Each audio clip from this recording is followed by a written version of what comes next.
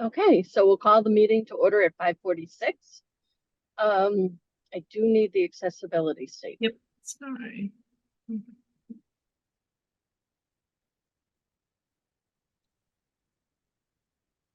Becky, is that large enough for you? Somehow I got off of the screen I should have been on. Do you want me to read it if necessary? Yes, please. Okay.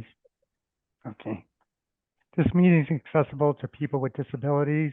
Microphones or telephones will be used by all speakers. Large print materials are available upon advance request. If you like either of these accommodations, please contact Mary Waldron at 508-583-1833 for notice of non-discrimination rights and protections to beneficiaries with regard to federal Title VI non-discrimination protections and state non-discrimination protections is posted in this meeting room and is available on the Old Colony Planning Council website. Please contact Mary Waldron at 508-583-1833 for more information. Thank you. Thank you so much, Stephen. Yep. For some reason, I am not, oh, I see. I'm seeing the participants instead of the screen share. That's okay.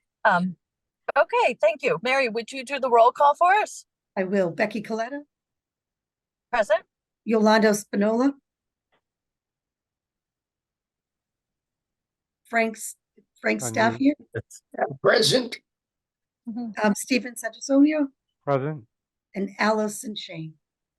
Present. Thank you.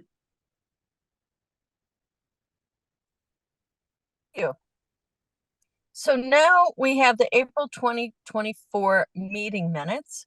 And if no one has any questions, speak now. Otherwise, can we have a motion to accept? So moved, Madam Chairman. I'll Thank second you. that. Thank you. Okay, roll call, please, Mary. Yes, Becky Coletta, Yes.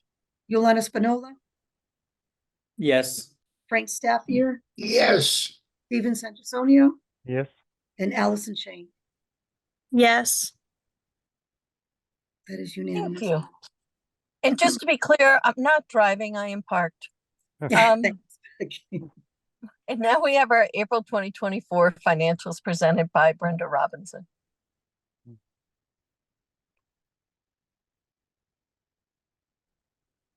Brenda, you're muted. And I'm muted. Hi, sweetie. I love you. Love you too. Okay, the financial reports for April 2024. At the end of April, we had a positive financial standing showing a 4.54% budget surplus. Statement of expenditures report shows total expenses for the month at $315,877.82. Cash position report shows income for the month of $211,360.16. Disbursements for the month were $400,998.96. The total cash available at month's end was $2,913,107.91. The OPEB account had a gain of $15,338.96, bringing the ending balance in the OPEB account to $1,125,575.21. Budget resources report. Cash receipts being $211,360.16 brings the total year-to-date receipts to $4,210,085.62. AAA report. Outstanding balance for AAA pass-through programs was $1,007,869.93. Outstanding balance for AAA admin and ombudsman programs was $229,035.45. This brings the total outstanding balance for all AAA programs to $1,236,905.38. Voluntary transportation accounts. Beginning balance was $165,382.89. Restricted funds payments to volunteers were a total of $1,104.37. Donations received were a total of $460.51, bringing the ending balance in the fund to $164,639.03. ROM statement and activity. balance at the beginning of the month was $163,870.84. Receipts were $8,350, bringing the total receipts to $83,500. Expenses were $16,211.16, bringing the total expenses to $103,314.17. The ending statement balance was $166,595.41. Budget reports. The spent to date percentage rate at the end of the month was 78.76%. The ideal percentage in the 10th month of the fiscal year would be 83.3%. So at month's end, we had a 4.54% surplus. Page 1, expenditures at the end of the month were a total of $2,216,837. Budgeted funds remaining at the end of the month were a total of $597,870. Page 2, projected grant income at the end of the month was $2,814,707.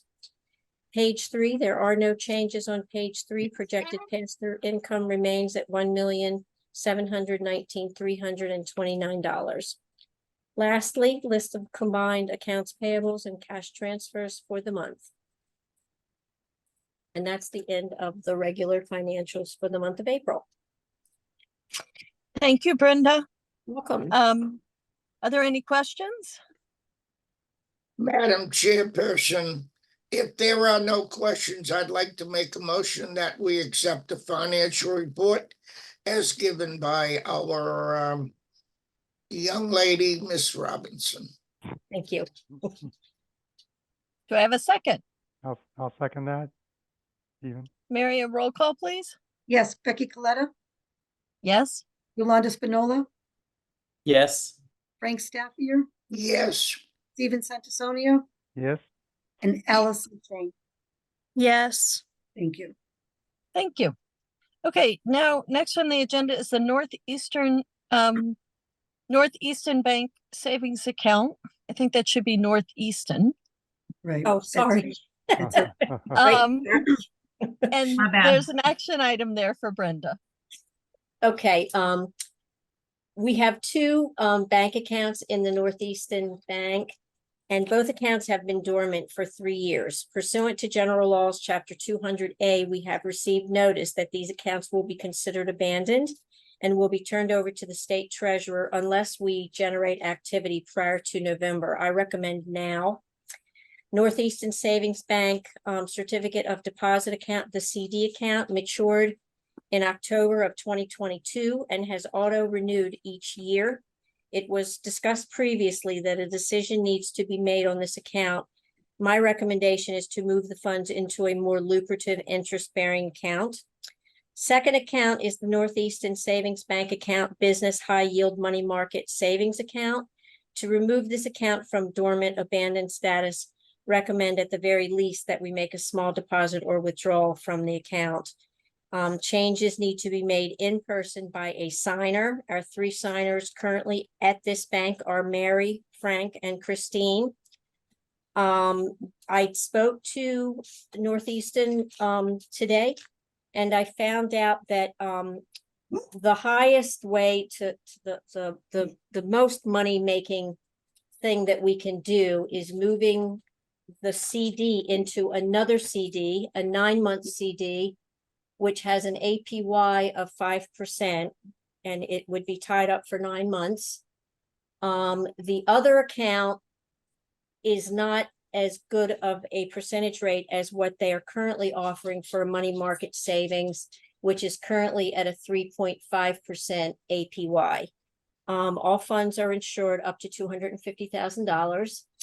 And I also would ask that when the signer does go in, that we get set up for online access so that transferring at a later date, so that we don't have this issue at a later date with the savings account, at least, so we can occasionally make a small transaction just to keep the accounts active. So if I could, Madam President, I do have an update since Brenda and I chatted late this afternoon. I am one of the signers. I did stop into Northeastern Bank on Belmont Street in Brockton, The gentleman, Derek, there, the manager, two things. On the account that is dormant, I did deposit $10, so we are active. And then I also did ask about if we made online transaction, would that remove the dormant? And he did say no, so we need to get some further clarification about that. But to Brenda's recommendation, since it's becoming, well, it's dormant and renewal, I would recommend as well that we go with a higher percentage 9-month CD to yield, and then for us to come back to the finance committee as that 9 months is going to mature. So, right, so it's a 9 months, and then we're going to need to come back prior to that 9 months to see what else is available. Yeah, so in summary, if I may, both accounts need to be moved into completely different accounts. It would be, the CD would be closed and reopened in a different CD, which is a different interest bearing, and it would be not tied up for 9 months. And the other savings account should be completely closed and reopened into a new high interest savings account, which has a higher interest rate than what it's, we shouldn't keep the current account going. We should move it into an account that has a better interest rate.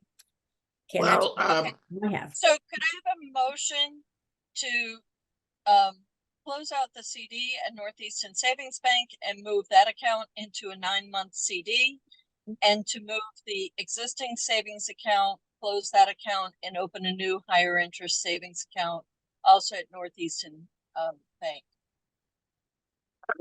Madam Chairperson, could I ask Brenda, how much is in each account? Let me look at my cash, at the cash position report. Off the top of my, A little over 100,000 in each, I believe, Brenda. Okay, let me ask another question. Why don't we combine the two to the higher 90-day account, put them all into one account? We don't have to go looking, once it's done, we have 9 months free, and we can continue to turn it over without risking any failure. So I think, Brenda, what you're saying is a good idea, but I think we ought to put the both of them together and put it all back into the high yield. I don't know if anybody understands what I'm trying to say, but I think you put the two littles back together, we're not going to lose those. Brenda, maybe do you want to answer that? the problem with putting everything into the CD is that it ties the money completely up. We would not be able to get to that money for a full 9 months. That should not be a problem. But just to make you aware of that, and putting it all into the savings, we wouldn't make as much money on the, so it's really up to, the main thing is, do we want to have some of the money available in case of an emergency, or do we want to put it all into the CD, or do we want to leave it the way that it currently stands, which is 100,000 plus in the CD, and then the other 100,000 plus in a savings, which we would have access to. Okay, I understand, Brandon. It's a good job. I think we need to keep our eyes on both of these accounts, because I'm not willing to give anything away, believe me. Would you do like Understood. 150 into a CD and then the 50 in the savings, like mix up the percentages? That would be that's a good idea. Really good idea. The Mhm. balances, by the way, in the accounts, the CD is at $104,767. It's probably and 97 cents. It's right around that amount. And the savings is at $102,141.92, around roundabout. That's that it's probably a little bit more at this point in time, but those are Steve. basically the balances. Stephen, why don't you make a motion to put 150 and 50, and I'd be glad to second that motion. Okay, I'd like to make that motion to change the division and put 150 thousand into the CD, the higher interest bearing CD, and we leave 50 into the savings account. Second that motion, Madam President. Could we just modify that motion? I don't think the numbers are exactly 150 and 50, so we can Okay. say that any remaining amount would go into the savings account. Yeah, Okay. yeah. Is that okay, Stephen? Yeah, that's fine. I mean, I was even going to take it a step further. I don't know if it's extra work on Brenda's part to figure out really how much savings you would really need to have on hand. And then anything above and beyond would go into the CD. But, you know, I guess the 50 and 50, 150 was a starting point. Yeah. But, You know, Stephen, we of course never know what we might need, and okay. we do have a hefty savings available in the Rockland account all of the time. So Hmm. 50,000 would probably be or around 50,000, whatever is Hmm. left over after 150, I think Okay. would be good.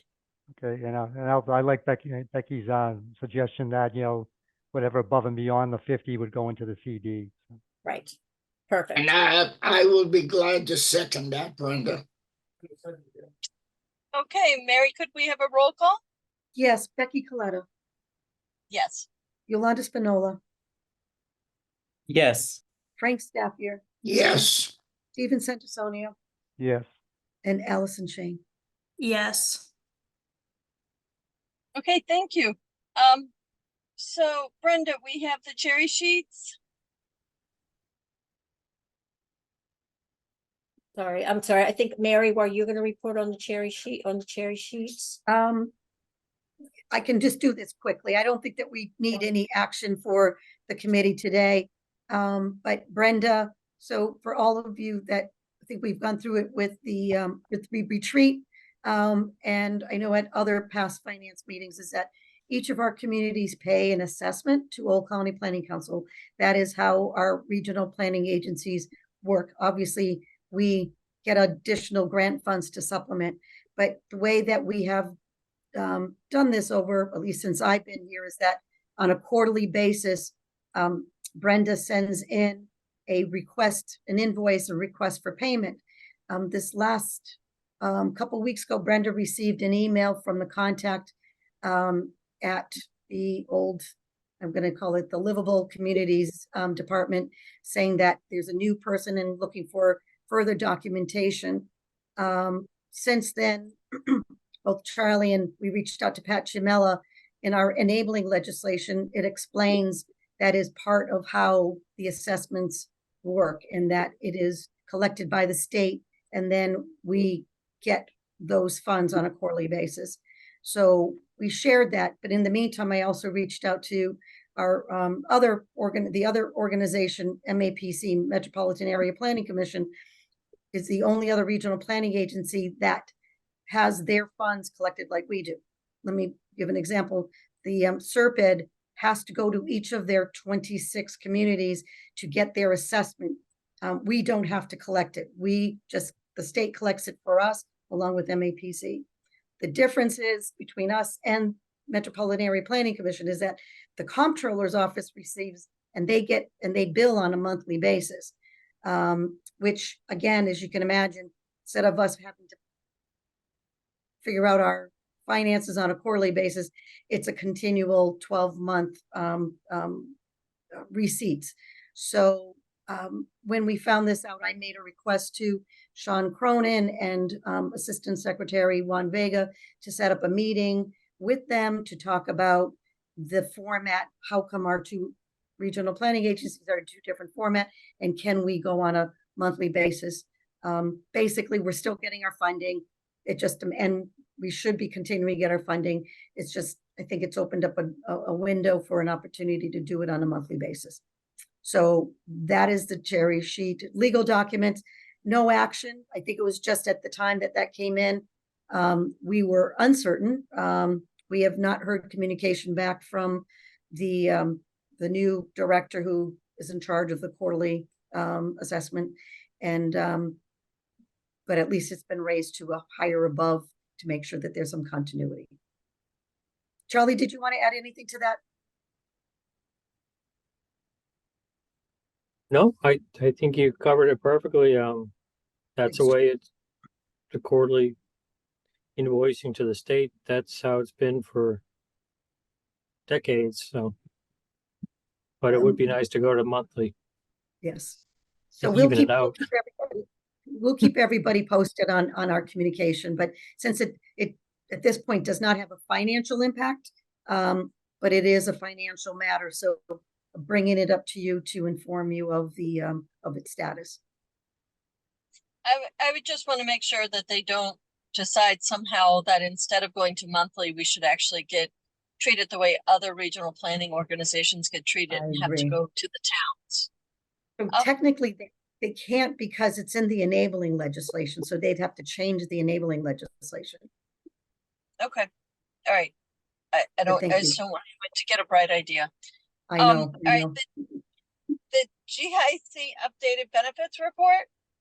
Okay, and this is more for your information.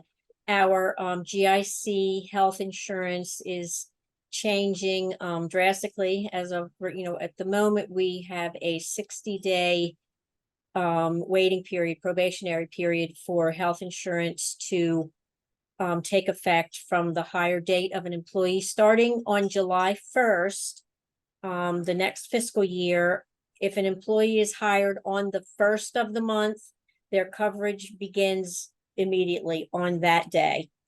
If they start anytime after the 1st, it would go to the 1st of the following month. So in essence, they're pretty much saying that there will be no waiting period at all for new employees, which the problem that I see that creating is that if we hire a person on the 1st, GIC is going to be charging us for the insurance before the employee is even in place. I'm not really sure how it's going to work, but there's the possibility that the insurance will be charging us for an employee who we have not yet started taking funds out of their payroll to cover the benefit.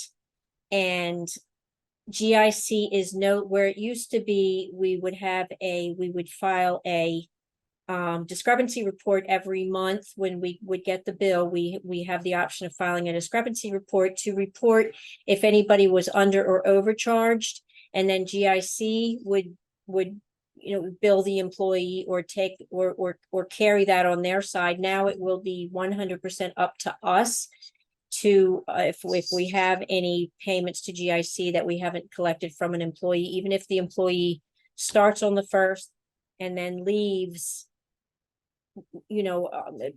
before, after we've paid the benefit, we would have to chase the employee down to get our money back. So I think that the solution is, Sean and I talked about this just a small bit. I think the solution might be to be careful about what we set as hire dates for a new employee. And we'll talk more about that, Mary and Sean, to see how we can what would be the most logical way for us to take care of that situation. So anyway, I'm just making you aware that will be going into effect on July 1st. Okay, thank you, Brenda. Welcome. Now we have the fiscal year 2025 proposed budget from Brenda. And this is an action item.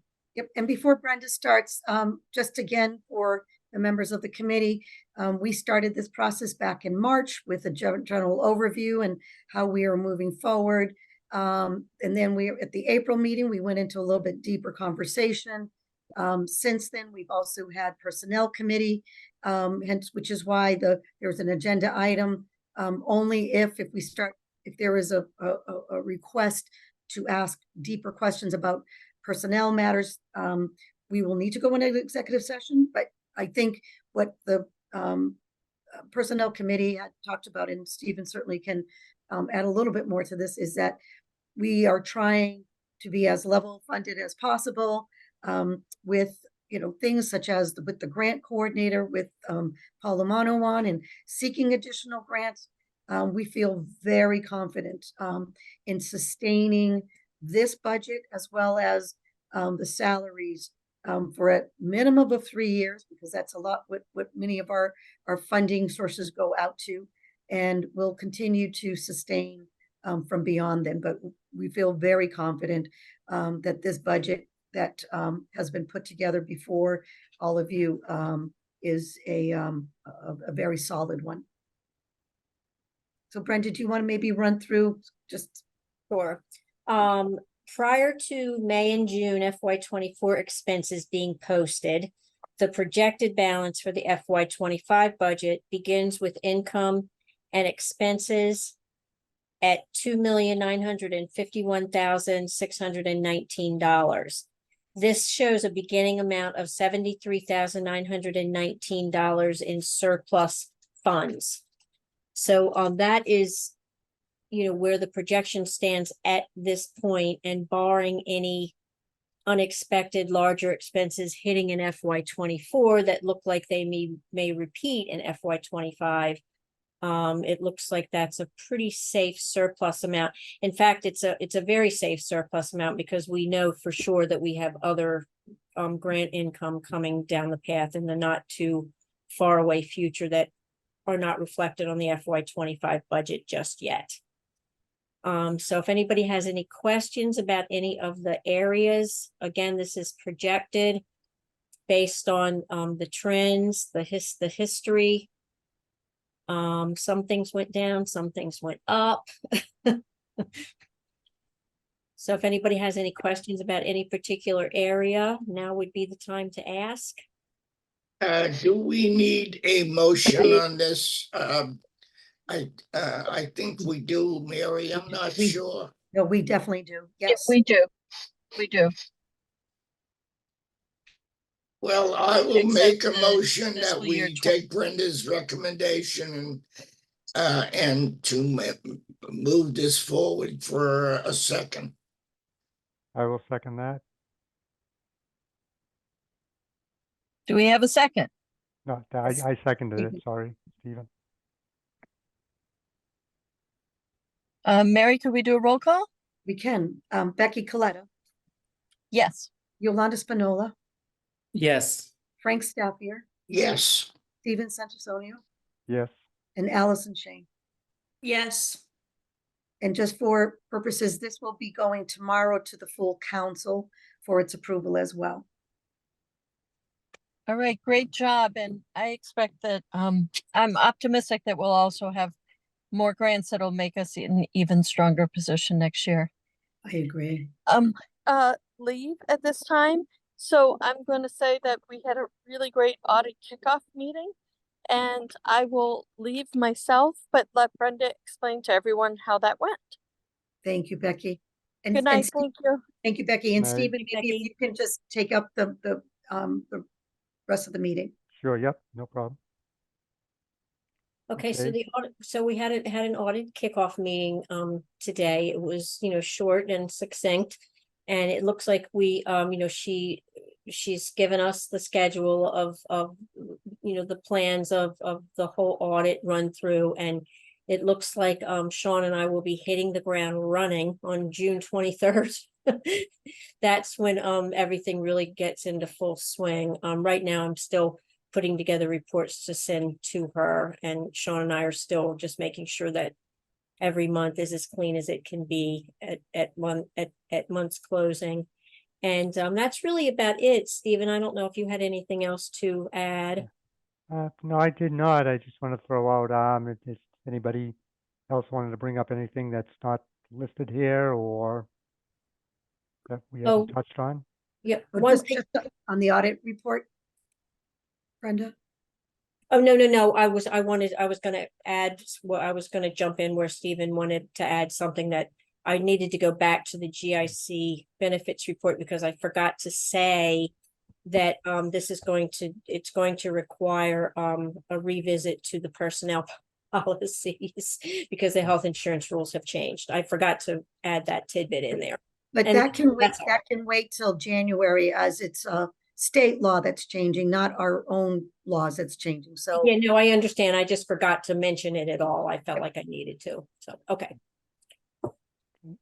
With that said, anybody else have anything? Take that as a no. So at this point, I'd like to make a motion to adjourn. Second, Do we need a roll call or just a show of hands? Just a Mary? show of hands would be great. damn it. Okay, all right. All those hands. See Thank you, everyone- everyone. see everyone tomorrow night. Thank you, everyone. very much. See you all Bye-bye. soon. Bye-bye.